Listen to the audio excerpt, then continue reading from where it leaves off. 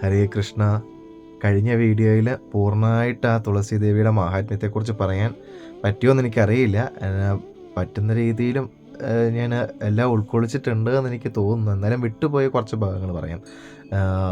അത് വളരെ വിശദമായിട്ട് ആ ദേവി ഭാഗവതത്തിൽ കൊടുത്തിരിക്കുന്ന ഒരുപാടുണ്ട്. നവമസ്കന്ധം മുഴുവനായിട്ടെന്ന് പറഞ്ഞ പോലെ ആ തുളസി മാഹാത്മ്യമൊക്കെയാണ് പറയുന്നത്. പിന്നെ സരസ്വതിയുടെ ഉത്ഭവം അങ്ങനെയൊക്കെ, ഗംഗ, ലക്ഷ്മി ഇവരുടെയൊക്കെ ഉത്ഭവവും കാര്യങ്ങളൊക്കെയാണ് പറയുന്നത്. അപ്പോൾ ഒത്തിരി വിശദമായിട്ടുള്ളതായതുകൊണ്ട് അത് അത്രയും പറയാനുള്ളൊരു ഇത് എനിക്ക് ഇല്ലാത്തത് കൊണ്ടാണ് ഞാൻ അത് വളരെ ചുരുക്കിയിട്ട് ഞാൻ പറയാൻ ശ്രമിച്ചത്. എന്നിട്ടും അത് ലെങ്ത് ഉണ്ട്. അപ്പം ആ തുളസി ദേവി എന്ന് പറഞ്ഞത് മനുഷ്യരൂപത്തിൽ വന്നിട്ട് ആ ലക്ഷ്മി ദേവിയുടെ അംശം മനുഷ്യരൂപത്തിൽ തുളസി ദേവിയായിട്ട്, അങ്ങനെ മനുഷ്യരൂപം എടുത്ത ലക്ഷ്മി ദേവിയുടെ അംശാവതാരമായിട്ടുള്ള തുളസി ദേവി യൗവനകാലത്ത് ബദരിയിലേക്ക് പോവുകയും അവിടെ ചെന്നിട്ട് എന്താണ് തപസ് ചെയ്തതെന്ന് വെച്ച് കഴിഞ്ഞാൽ എന്താ ആഗ്രഹ സബലീകരണത്തിനായിട്ടാണ് ആ മഹാവിഷ്ണുവിനെ തന്നെ പതിയായിട്ട് ലഭിക്കണമെന്ന് പറഞ്ഞാണ് തപസ് ചെയ്തത്. അപ്പം ആ തപസ്സിൻ്റെ ഇതുകൊണ്ട് മഹിമ കൊണ്ടുകൂടി ആണ്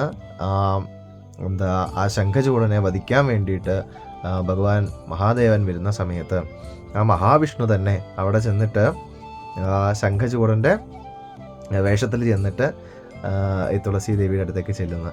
അപ്പോൾ ഭഗവാൻ പറയുകയാണ്, നീ തപസ് ചെയ്തതിൻ്റെ ആ ഒരു പൂർത്തീകരണത്തിന് വേണ്ടിയിട്ടും കൂടിയാണ് ഞാനിപ്പോൾ നിൻ്റെ പതിയുടെ രൂപത്തിൽ ഇവിടെ എത്തിയിരിക്കുന്നത്. ഇനി നിനക്ക് ഈ ദേഹത്തെ ഉപേക്ഷിച്ച് ആ വൈകുണ്ഠ ലോകത്തേക്ക് തിരിച്ചു വരാം എന്ന് പറയുന്നുണ്ട്. പിന്നെ 5000 വർഷങ്ങൾക്ക് ശേഷം കലിയുഗത്തിൽ 5000 വർഷങ്ങൾ തികയുമ്പോൾ മാത്രമാണ് ഈ നദിയായിട്ട് നദിയായിട്ട് ശാപം ലഭിച്ച് നദിയായിട്ട് കഴിയാമെന്നൊക്കെ പറഞ്ഞില്ലേ. അപ്പോൾ അതൊക്കെ കഴിഞ്ഞിട്ട് 5000 വർഷത്തിന് കലിയുഗത്തിൽ 5000 വർഷങ്ങൾ തികയുമ്പോഴാണ് ഇവർക്കെല്ലാം തിരിച്ചു വരാൻ പറ്റുക എന്നാണ് ശാപമോക്ഷം കൊടുത്തിട്ടുള്ളത് അല്ലേ. അപ്പോൾ എല്ലാം അങ്ങോട്ട് പരസ്പരം ബന്ധപ്പെട്ട് കിടക്കുന്ന കാര്യങ്ങളാണ്. ആ ലക്ഷ്മി ദേവി ആ തുളസി ദേവിക്ക് ശാപമോക്ഷം ലഭിക്കാൻ വേണ്ടിയിട്ട് ആ തുളസി ദേവി വീണ്ടും തൻ്റെ പതിയായിട്ട് ആ വിഷ്ണുദേവനെ ആഗ്രഹിച്ചത് മൂലം ശാപമോക്ഷത്തിനായിട്ട് വിഷ്ണുദേവൻ തന്നെ ചെല്ലുകയാണ് ഉണ്ടായിട്ടുള്ളത്. മനസ്സിലായോ? ഒരുപാട് ഇതായില്ലേ. വളരെ സിമ്പിളാണ്. ആ ലക്ഷ്മി ദേവിയുടെ അംശാവതാരമായിട്ടുള്ള തുളസിക്ക് ശാപമോക്ഷം നൽകാനായിട്ട് ഭഗവാൻ വിഷ്ണു വന്നു. അത്ര തന്നെ വിചാരിച്ചാൽ മതി. അത് കൂടുതലായിട്ട് പറഞ്ഞ് ഞാൻ കൺഫ്യൂഷൻ ആക്കുന്നില്ല. പിന്നെ ആ ശംഖചൂടൻ്റെ അസ്ഥികളാണ് പിന്നീട് ശംഖ ആയിട്ട് ഉണ്ടായിട്ടുള്ളതെന്ന് പറഞ്ഞു. ആ ശംഖതീർത്ഥം കൊണ്ടുള്ള അഭിഷേകമൊക്കെ വളരെ പുണ്യപ്രദമാണെന്നൊക്കെ ശ്രേഷ്ഠമാണെന്നൊക്കെ അതിൽ ദേവി ഭാഗവതത്തിൽ പറയുന്നുണ്ട്. അങ്ങനെ ശംഖിൻ്റെ മാഹാത്മ്യവും അതിൽ പറയുന്നുണ്ട്. പിന്നെ ആ തുളസി തീർത്ഥത്തിൻ്റെ മാഹാത്മ്യം കഴിഞ്ഞ വീഡിയോയിൽ ഞാൻ പറഞ്ഞു. തുളസി തീർത്ഥം കഴിച്ചുകൊണ്ട് മറ്റന്നാൾ സമയത്ത് കഴിച്ചു കഴിഞ്ഞാൽ അത് ശ്രേഷ്ഠമാണെന്ന് പറയുന്നുണ്ട്. പിന്നെ അത് തുളസി കയ്യിൽ വെച്ചുകൊണ്ട് എന്തെങ്കിലും എഴുതാത്ത ചിന്തകൾ അല്ലെങ്കിൽ കള്ളം പറയുക എന്നൊക്കെ ചെയ്യുകയാണെങ്കിൽ എത്രയോ വർഷക്കാലം ഒരു ഇന്ദ്രൻ്റെ ഭരണകാലം അങ്ങനെ എന്തോ ആണ് പറയുന്നതെന്ന് തോന്നുന്നു. അത്ര കാലം ആ കുംഭീഭാഗമാവുന്ന നരകത്തിൽ ജീവിക്കേണ്ടതായിട്ട് വരുമെന്ന് പറയുന്നു. പിന്നെ അത് കൂടാതെ പറയുന്നത് എത്രയോ അശ്വമേധങ്ങൾ ചെയ്ത ഫലം ലഭിക്കും. തുളസി കയ്യിൽ വെച്ചിരുന്ന അല്ലെങ്കിൽ ആ തുളസി മാല ധരിക്കുന്ന ആളുകൾക്ക് എത്രയോ അശ്വമേധങ്ങൾ ചെയ്യുന്നതിൻ്റെ ആയിട്ടുള്ള ഫലങ്ങൾ ഉണ്ടാവുമെന്നൊക്കെ ആ തുളസിയുടെ മാഹാത്മ്യം വളരെ വിശദമായിട്ട് പറയുന്നുണ്ട്. ഒരുപാട് പറയുന്നുണ്ട്. ഞാൻ അതിൽ കുറച്ച് മാത്രമേ ഇപ്പോൾ പറഞ്ഞിട്ടുള്ളൂ. പിന്നെ ആ സാളഗ്രാമം, ആ ഭഗവാൻ ശിലയായി തീരട്ടെ എന്ന് തുളസി ദേവി ശപിക്കുന്നുണ്ടല്ലോ. അപ്പോൾ ആ ശിലയായി തീർന്ന ആ ശില പൊട്ടിത്തെറിച്ച് ആ ഗണ്ഡകി നദിയിൽ ഒരുപാട് സാളഗ്രാമങ്ങളായിട്ടത് മാറുമെന്നും ആ സാളഗ്രാമങ്ങളൊക്കെ അവിടുത്തെ ആ സൂക്ഷ്മ ജീവികളൊക്കെ അത് കരണ്ട് അതിൽ പല വിധത്തിലുള്ളതായിട്ടുള്ള ആ വിഷ്ണു ചിഹ്നങ്ങളൊക്കെ ഉണ്ടാകുമെന്നും ആ സാളഗ്രാമങ്ങൾക്ക് പലതും പല പേര് ഗദാധരൻ എന്ന് പറയാനായിട്ട്, ലക്ഷ്മി നാരായണൻ എന്ന് പറയാനായിട്ട്, അങ്ങനെ ഒരുപാട് സാളഗ്രാമങ്ങൾക്ക് ഒരുപാട് പേര് പറയുന്നുണ്ട്. ഭഗവാന്റെ ഓരോ രൂപങ്ങൾ, ഓരോ വിഷ്ണു ചിഹ്നങ്ങൾക്കനുസരിച്ച് ഒക്കെ ഓരോ പേര് ഓരോ സാളഗ്രാമത്തിൻ്റെ ഇങ്ങനെ പറയുന്ന ഒരുപാട് വിശദീകരിക്കുന്നുണ്ട് സാളഗ്രാമത്തിൻ്റെ കാര്യങ്ങൾ ഒക്കെ തന്നെ. എല്ലാവർക്കും സംശയം ഉണ്ടാകാനായിട്ട് ഇടയുള്ളൊരു കാര്യമാണ് എങ്ങനെ വിഷ്ണുദേവൻ്റെ പത്നിയായിട്ട് ആ സരസ്വതി ദേവി വരുമെന്നുള്ളത്. സരസ്വതി ദേവി ബ്രഹ്മാവിൻ്റെ പത്നിയല്ലേ എന്നുള്ള സംശയം ചിലർക്കെങ്കിലും ഉണ്ടാവും, അറിയുന്ന ആളുകളുണ്ടാവും, പക്ഷേ അറിയില്ലാത്ത ആളുകൾക്ക് വേണ്ടിയിട്ട് ഞാൻ പറയുകയാണ്. അതായത് ആ സൃഷ്ടിയുടെ തുടക്കകാലത്ത് ആ ഭഗവാൻ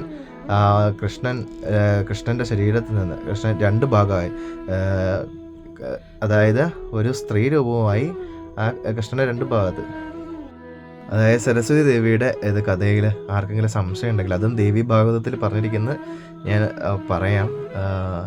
എന്താണെന്ന് വെച്ച് കഴിഞ്ഞാൽ ആ സൃഷ്ടിയുടെ തുടക്ക സമയത്ത് ആ സൃഷ്ടി നടത്താൻ വേണ്ടിയിട്ട് തൽപരനായിട്ട് ഭഗവാൻ കൃഷ്ണൻ മുന്നോട്ട് വരികയും ആ കൃഷ്ണനിൽ നിന്ന് ഒരു സ്ത്രീ രൂപം ഉണ്ടാവുകയും ആ സ്ത്രീ രൂപത്തിൽ നിന്നിട്ട് ആ സ്ത്രീ രൂപവുമായിട്ട് ആ ഭഗവാൻ രാസക്രീഡ നടത്തുകയും ആ രാസലീല ഒരുപാട് വർഷം നീണ്ടുപോയെന്നും ആ രാസക്രീഡയുടെ അവസാനം ഉണ്ടായിട്ടുള്ളതായിട്ടുള്ള ദേവീരൂപം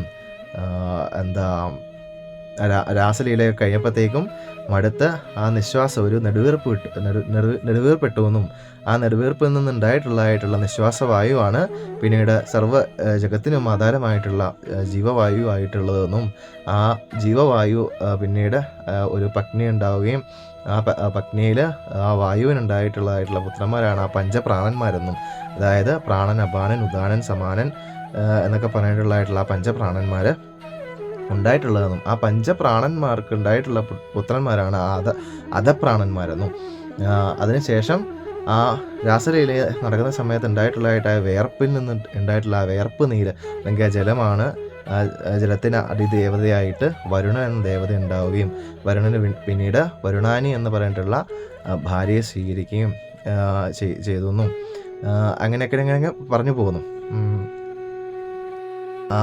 അതിനുശേഷം ആ സ്ത്രീരൂപത്തിന് എത്രയോ 100 മന്വന്തരക്കാലം ആ കൃഷ്ണ ഭഗവാന്റെ ആ ഗർഭത്തെ ചുമന്നുവെന്നും ആ ഗർഭം ഗർഭം പൂർണ്ണ 100 മന്വന്തരങ്ങൾക്ക് ശേഷം പ്രസവിക്കുകയും അതൊരു പിണ്ഡമായിരുന്നുവെന്നും ഒരു മാംസപിണ്ഡമായിരുന്നുവെന്നും അതിനെ ആ ബ്രഹ്മാണ്ട ഗോളത്തിലേക്ക് വലിച്ചെറിഞ്ഞുവെന്നും ആ ദേവി വലിച്ചെറിഞ്ഞുവെന്നും ഒക്കെ പറഞ്ഞിട്ട് ഇങ്ങനെ വിശദമായിട്ടുണ്ട് കേട്ടോ. അതിനുശേഷം ആ ദേവിയുടെ നാസല ജിഖ്വയിൽ നിന്ന്, അതായത് നാക്കിൻ്റെ അറ്റത്ത് നിന്ന് ഒരു തൂവെള്ള നിറത്തിലുള്ള വസ്ത്രമണിഞ്ഞ് രത്നഭൂഷണങ്ങളൊക്കെ അണിഞ്ഞ് കയ്യിൽ വീണയും പുസ്തകവും ഏന്തി സർവ്വവിദ്യാരൂപിണിയായിട്ടുള്ള സരസ്വതി ഉത്ഭവിച്ചു എന്നും, അങ്ങനെയാണ് സരസ്വതിയുടെ ഉത്ഭവം ഇതിൽ പറയുന്നത്, ദേവി ഭാഗവതത്തിൽ പറയുന്നത്. അതായത് കൃഷ്ണനിൽ നിന്നും കൃഷ്ണൻ തന്നെ സൃഷ്ടി നടത്താൻ വേണ്ടിയിട്ട് തന്നിൽ നിന്നും ഒരു സ്ത്രീ രൂപത്തെ ഉണ്ടാക്കുന്നു. ആ സ്ത്രീ രൂപത്തിൻ്റെ ആ ദേവീ രൂപത്തിൻ്റെ നാവിൻ്റെ അറ്റത്ത് നിന്നും സരസ്വതി ഉത്ഭവിച്ചു എന്നാണ് പറയുന്നത്. പിന്നീട് ആ സരസ്വതിയിൽ നിന്നും വേറെ രണ്ട് പേരുണ്ടായി, അല്ല സരസ്വതി തന്നെ രണ്ടായി, അതായത് സരസ്വതിയിൽ നിന്നും 2 രൂപങ്ങളുണ്ടായി. അതാണ് രാധയും ലക്ഷ്മി എന്ന് പറയുന്നത്. 2 ഭാഗങ്ങളുണ്ടായി, അത് ഒന്ന് രാധയും ഒന്ന് ലക്ഷ്മിയും എന്ന് പറയുന്നു. ആ രാധാദേവി എന്നിട്ട് വീണ്ടും ആ കൃഷ്ണൻ അപ്പോൾ വീണ്ടും 2 രൂപങ്ങളായിട്ട് മാറുന്നു. ഒന്ന് ചതുർബാഹുവായിട്ടുള്ള നാരായണനായിട്ടും ഒന്ന് ദ്വിബാഹുവായിട്ടുള്ള ശ്രീകൃഷ്ണനായിട്ടും മാറുന്നു എന്ന് പറയുന്നു. അതിനുശേഷം ഈ പറയുന്നതിൽ എന്തെങ്കിലും തെറ്റുകളുണ്ടെങ്കിൽ ക്ഷമിക്കുക കേട്ടോ. അപ്പോൾ ഈ കൃഷ്ണനും നാരായണനും, അതായത് ചതുർബാഹുവായിട്ടുള്ള നാരായണന് ആ ലക്ഷ്മി ദേവിയെ ഭാര്യയായിട്ട് നൽകുകയും ആ സരസ്വതി ദേവിയെയും ലക്ഷ്മി ദേവിയെയും ആ ചതുർബാഹുവായിട്ടുള്ള നാരായണൻ്റെ പത്നിമാരായിട്ട് നൽകുകയും അവർ വൈകുണ്ഠ ലോകത്തേക്ക് പോവുകയും ചെയ്തു എന്ന് പറയുന്നു. ആ രാധാദേവി എന്നിട്ട് ശ്രീകൃഷ്ണൻ്റെ ഒപ്പം ഗോലോകത്തിലേക്ക് പോയി എന്ന് പറയുന്നു. അങ്ങനെയാണ് ആ ദേവി ഭാഗവതത്തിലെ തുടക്കത്തിൽ 2ാമത്തെ അധ്യായത്തിലാണെന്ന് എനിക്ക് തോന്നുന്നു പറയുന്നുണ്ട്. അതിലെന്തെങ്കിലും ചെറിയൊരു ക്ലാരിറ്റി കിട്ടിയെന്ന് ഞാൻ വിചാരിക്കുന്നു. അതിനുശേഷമാണ് ഈ ശാപത്തിൻ്റെ വൃത്താന്തമൊക്കെ നടക്കുന്നതും അതിനുശേഷമാണ് ആ ബ്രഹ്മലോകത്തേക്ക് സരസ്വതി ദേവിയുടെ അംശമായിട്ടുള്ള അർദ്ധാംശമായിട്ട് സരസ്വതി ദേവി ബ്രഹ്മദേവൻ്റെ പത്നിയായിട്ട് പോകുകയൊക്കെ ചെയ്യുന്നത് അതിനുശേഷമാണ്. അപ്പം ഇതിലെന്തെങ്കിലും തെറ്റുകുറ്റങ്ങൾ വന്നിട്ടുണ്ടെങ്കിൽ അറിവുള്ളവർ ക്ഷമിക്കുക. ഞാൻ ആ ദേവി ഭാഗവതത്തിൽ വായിച്ചിട്ടുള്ള ഓർമ്മ വെച്ചിട്ടാണ് പറയുന്നത്. ഇപ്പോൾ കൂടെ വീണ്ടും ഒന്നുകൂടെ നോക്കിയിട്ടാണ് എല്ലാം പറയുന്നത്. ഞാൻ പറയുന്നതിൻ്റെ സ്പീഡിൽ എന്തെങ്കിലും തെറ്റുകുറ്റങ്ങൾ വന്നിട്ടുണ്ടെങ്കിൽ എന്നോട് ക്ഷമിക്കുക. എല്ലാവർക്കും മനസ്സിലായി എന്ന് കരുതുന്നു. അപ്പോൾ ഒരുപാട് സന്തോഷം. സംശയങ്ങൾ എന്തെങ്കിലും ഉണ്ടെങ്കിൽ കമൻറ്റിൽ ചോദിക്കുക. അതിന് പറ്റുന്ന രീതിയിൽ ഞാൻ കമൻറ്റിലൂടെയോ അല്ലെങ്കിൽ വീഡിയോ ആയിട്ടോ ഞാൻ റിപ്ലൈ തരാം. ഒരുപാട് സന്തോഷം. ഹരേ കൃഷ്ണ. വീണ്ടും ഒരു വീഡിയോ ആയിട്ട് കാണുന്നവരെ എല്ലാവർക്കും നന്ദി, നമസ്കാരം.